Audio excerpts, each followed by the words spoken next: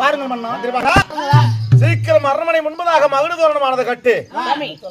அவரே கட்டி விட்டாருங்க. கருத்தவளையன் அந்த வேட்டை ஆடி விட்டதா? பாருங்க வேட்டையை பாருங்க. முன்னாடி கட்டிட்டார். வேட்டையின் எண்ணிக்கை என்னென்ன விளக்குன்னு அவர்கிட்ட கேட்டுங்க. அப்படியா? அட சிங்கதலை என்பதல்ல இதுதானே மந்திரி.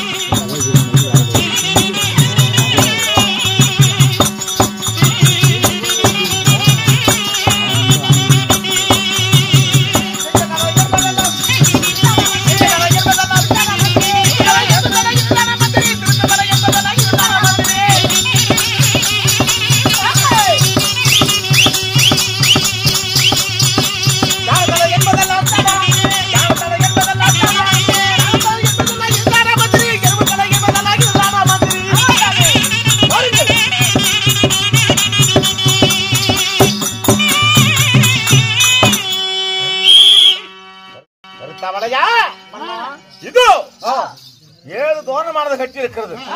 இதோ சிங்கத்தலை என்பதெல்லாம் இதுதானா? இதுதான் சிங்கத்தலையா? சிங்கத்தலை. அப்படியா? யானை தலை என்பது இதுதானா? எருமை என்பது எது? அதோ தெரியுதப்பா. சிறுத்தை தலை என்பது எது?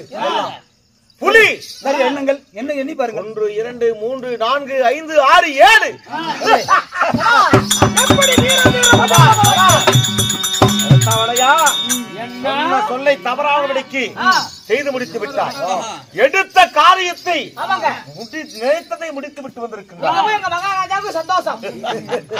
நாம் பேசியபடி அவர் சேர வேண்டிய சம்பளத்தை சரியா கொடுத்துடணும். சரி, அந்த வேட்டை சரியாக 7 வேட்டை முடிந்தது. அடுத்தது பிண்டி வேட்டை. ஆடை வேட்டை ஆடித்தது.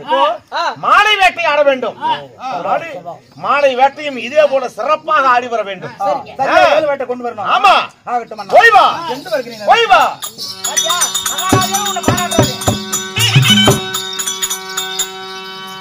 இப்போ மண்ணுடைய வார்த்தை கேட்டு இப்ப காணுங்க போய் 7 வேட்டை ஆடி வரணும். மாலை வேட்டை காலையில் கரெக்டா கொண்டு வந்துட்டேன். ஆமா, மாலை வேட்டைக்கு புறப்படலாமா? சாமி.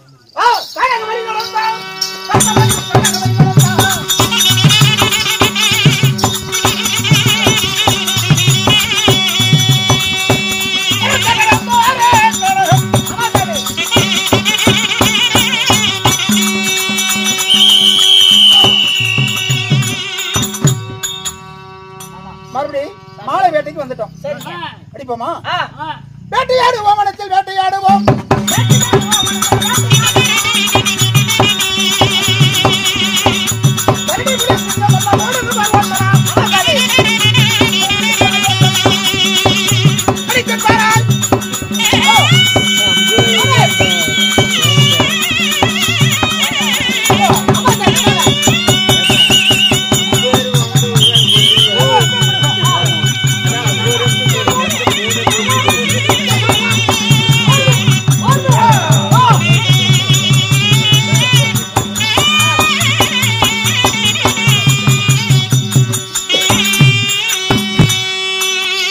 மிருகம் எண்ணி போடுறா. பரவாயில்ல மகாராஜா. வேட்டையாடிட்டோம். ஆமா சாமி. எத்தனை மிருகம் இருக்குது பாரு சாமி. முத நீங்க பொறுக்கின மாதிரி எல்லாம் பொறுக்கி வந்து விட்டேன். அனைத்து மிருகமும் சரியாக 7 வேட்டை இருக்கிறது. 7 மிருகம் இருக்கிறது. சரியா 7 இருக்குது. ஆனா பாண்டிய மன்னனை பரிசோதிக்கணும். ஏன் சாமி?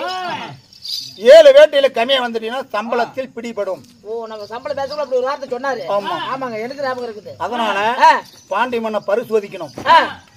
2 வேட்டை எடுத்து இந்த கானகத்துல ஒளி வச்சிடணும். சரி, எப்படி? 2 மிருகத்தை எடுத்து இந்த கானகத்தை ஒளி வைத்து விட்டு 5 மிருகம் தான் கொண்டு போகணும். அப்படிங்களா? ஆமா, 5 வேட்டை கொண்டு காட்டினா சரி. சம்பளத்தை பிடிக்கிறாரா இல்ல ஏதோ என்று தவறி விட்டது, பார்க்கலாம். நாளைக்கு சரியா கொண்டு வந்து கர்த்தாவளை சொல்றாரா என்று பார்க்கணும். மனம் சோதிக்கணும், பரிசோதிக்கணும். மறைச்சு வை, ஒண்ணு மறைச்சு வந்தேன்.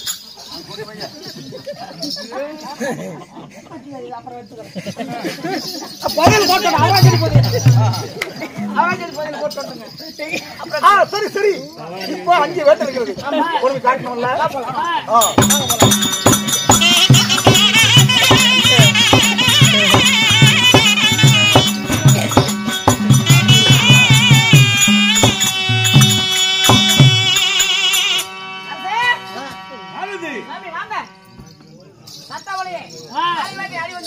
அப்படியா? கருத்தாவளையா வேட்டையாடி கொண்டு வந்துட்டோம். அப்படியா? பாருங்க பாருங்க. ஏய், எங்க இருக்கு பாருங்க, மகர தோரணம் கட்டி இருக்காரு. மகர தோரணம் கட்டிருக்கிறாயா? ஆமாங்க. பாருங்க, கொண்டு வந்து விட்டேன். மகர தோரணம் கட்டிருக்கிறேன் பாருங்க. 1 2 3 4 5. கருத்தாவளையா? என்ன இது? அந்துக்கு 7 வேட்டை, பிந்துக்கு 7 வேட்டை, 14 வேட்டை தினமும் அன்றாடம் ஆடணும். அப்படி இருக்கு, காலை வேட்டை ஆடுகிற 7 வேட்டை சரியா கொண்டு வந்தேன். ஆனா மாலை வேட்டையிலே 5 வேட்டை தான் இருக்கிறது, 2 வேட்டை குறைகிறது. அதனால இந்த 2 வேட்டைக்கு உனக்கு 5000 ரூபாய் சம்பளம் பிடிக்கப்படும். வேண்டாம் அரசு. என்ன வேண்டாம்? சம்பளத்தை பிடிக்காத கொடுங்க. சொன்ன சொல்லை மறந்தாயா? பேசி உன்னை வேலைக்கு சேர்த்துற போதே நாம் பேசிய வார்த்தை என்ன? 32 உன்னுடைய கத்திக்கு, ஈட்டிக்கு, கோடாரிக்கு, கடப்பாரிக்கு, கட்டாரிக்கு, கட்டிய மனைவிக்கு, உன் வலது துடைக்கு, வில்லம்புக்கு, இதுக்கெல்லாம் 1000 சொல்லி கேட்டையே. கேட்டதெல்லாம் இல்லைன்னு சொல்லாம படிக்க நான் கொடுத்தனே. அப்பொழுது நான் சொன்ன வார்த்தை என்ன? வேட்டையில் 1 வேட்டை குறைந்தாலும் அந்த வேட்டைக்கு தகுந்த சன்மானம் உன் சம்பளத்திலிருந்து பிடிக்கப்படும் சொல்லி சொன்னது உண்மைதான். அதனால உன் சம்பளத்துல 5000 ரூபாய் பிடித்து விட்டேன். மிச்சத்தை வாங்கிட்டு போ.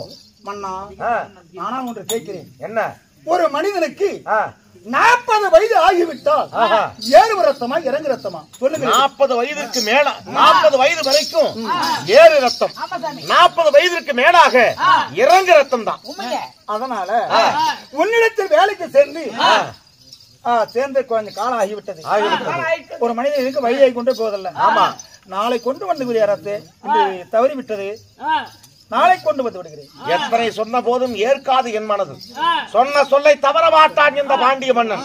அதனால உனக்கு சம்பளம் பிடிச்சதுதான். மன்னா, பிடிக்காதீங்க, பிடிக்காத கொடுங்கள், நாளை கொண்டு வந்து விடுகிறேன். நிச்சயம் முடியாது மன்னா, சம்பளத்தை பிடிக்காத கொடுங்க. சம்பளத்தை பிடிச்சேதான் தீருவேன். பிடிக்காத கொடுங்க. என்னடா காசுல எவ்வளவு ஒரு கராரா இருக்கிறானே, இப்பேற்பட்ட மந்திரி நமக்கு தேவையா? அதனால இந்த சம்பளத்தை முடிஞ்சா வாங்கினா வாங்கிக்கோ, இல்லாவிட்டா இப்பேற்பட்ட கராரான மந்திரி எனக்கு வேலைக்கு தேவையில்லை, வேலையை விட்டு போ.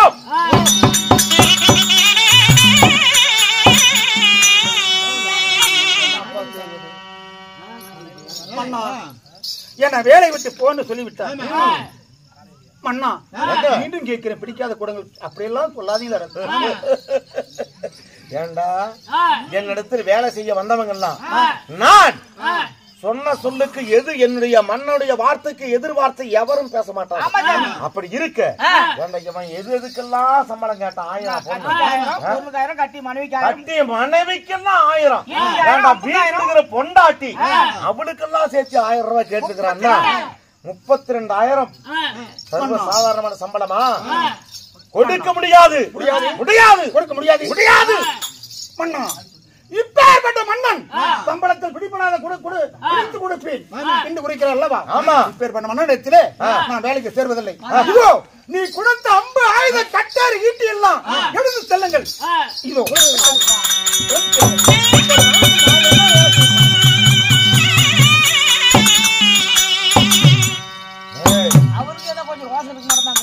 அரசனுக்கே ஒரு பெருத்த அவமானத்தை ஏற்படுத்தி விட்டான்.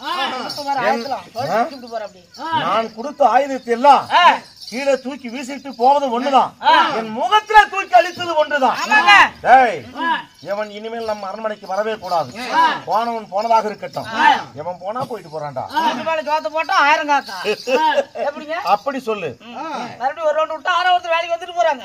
ஆனால் புறப்பட்டு போ. மீண்டும் நான் எழுதி கொடுத்த நிரூபத்தை எடுத்துக்கொண்டு போ. அப்புறம் பேசிக்கலாம். எடுத்துட்டு போய் வீதியெல்லாம் பறைசாட்டி வேறு மந்திரி நாம் தேடி பிடிக்க வேண்டும். போனா போயிட்டு போறான்டா. வாடா போறா.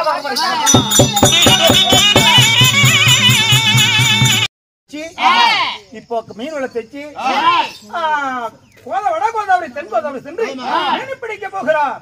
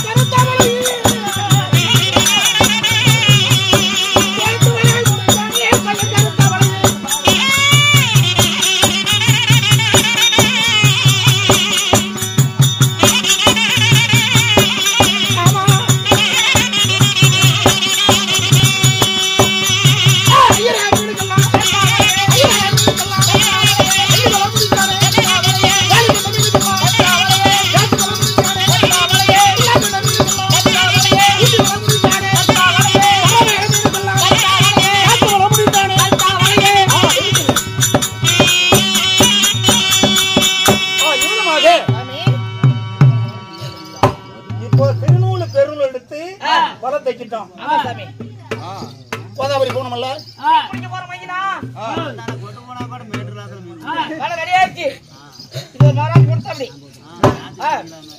அதாவது இப்ப மீன் பிடிக்க போலாமா? வட கோதாவரி தென் கோதாவரி சென்று மீன் பிடித்து வரலாம்.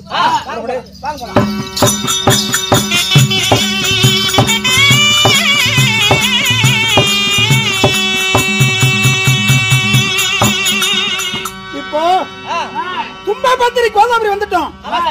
கடல்ல வலை வீசலாம். வலையே வீசலாம்.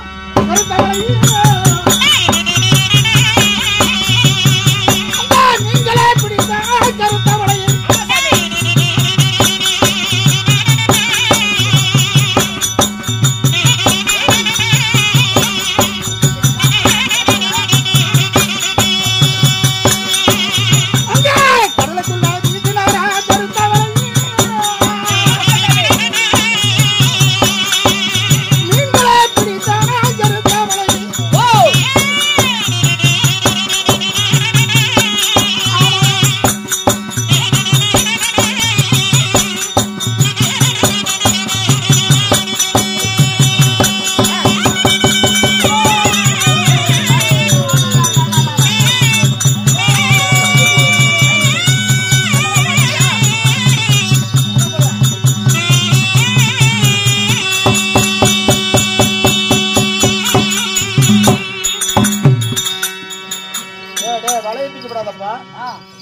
நாளைக்கு மீன் பிடிக்க முடியாது. சரி சரி, மீன் பிடிச்சிட்டோம். எவ்வளவு மீன் சிக்கிக்குது பாரு. நீங்க சொன்ன மாதிரி வட கோதாவரி துப்பப்பத்திரி வைகாத்துல வந்து வலைய போட்டோம். என்னென்ன மீன் இருக்குது? உங்களுடைய பேராசி பரவாயில்ல சாமி. பாருங்க ஒரு தரம் தான் வலைய விட்டீங்க. எத்தனை பலரகமான மீன் இருக்குதுங்க. என்னென்ன மீன் சாமி? அத பாருங்க அரஞ்சா இருக்குது, சென்னா குஞ்சு இருக்குது, கட்லா இருக்குது, ரோகு, கெளுத்தி, கெண்டை இருக்குதுங்க. பொட்டிக்காரை பாட்டி பொட்டிக்காரை பாட்டி சிலேபி கேட்டா ரோகு அது இருக்குதுங்க. அது அரஞ்சா குஞ்சு இருக்குதுங்க. சரி சரி, இப்ப மீன் பிடிச்சு விட்டோம். ஆமா சாமி. இத கொண்டு போய் என் மனைவி இடத்துல பொம்மை கல்யாண இடத்துல கொடுக்க வேண்டாமல்ல? ஆமா சாமி. புறப்பட போலாம். நிறைய பேராசி பரவாயில்லைங்க.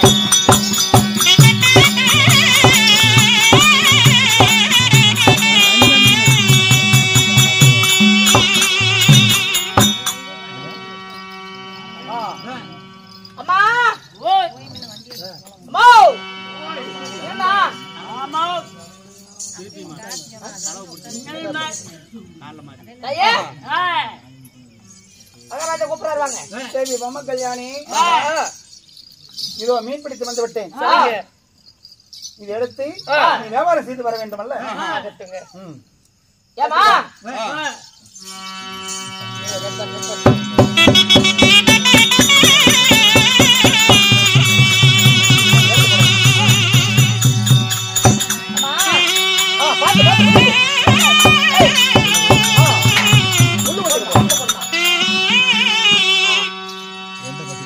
சுவாமி சாமி வலை கோருங்க, நாளைக்கு வேணும். சரி பொம்மை கல்யாணி, மீன் பிடித்து கொடுத்து விட்டீங்க. இந்த மீனை நான் வந்து எடுத்து வீதி வீதியாக ஊரூராக சென்று நான் மீன் வித்து வரேங்க. ஆமா, தென்மதுரைக்கு சென்று நான் மீன் வித்து வருகிறேன். நீங்க அரண்மனையில பதனமா இருங்க. எப்படி விக்கணும்? அரண்மனையிலே வெயிலே படாம என்னை வளர்த்து வந்தீங்க. என்ன ஐடியா கேளு. ஆமா, அதனால இந்த மீனை விற்கும் வழி எப்படி? எந்த பாண்டிய மனம் வேலையை விட்டு நீக்கினானோ அது பாண்டியனுடைய கோட்டைக்கு சென்று வியாபாரம் பண்ணணும். அவன் பாக்கணும். வேலையை விட்டு நிறுத்திட்டேன்ல. ஆமாங்க. மறுபடியும் சரி ஆகட்டும். இது எப்படி வழி தெரியுமா? எப்படி வியாபாரம் செய்யும் தெரியுமா? எப்படி செய்யணும்? தென்மதுரை சென்று வீதி வீதியாக பச்சை பந்தல் அடிக்கணும்.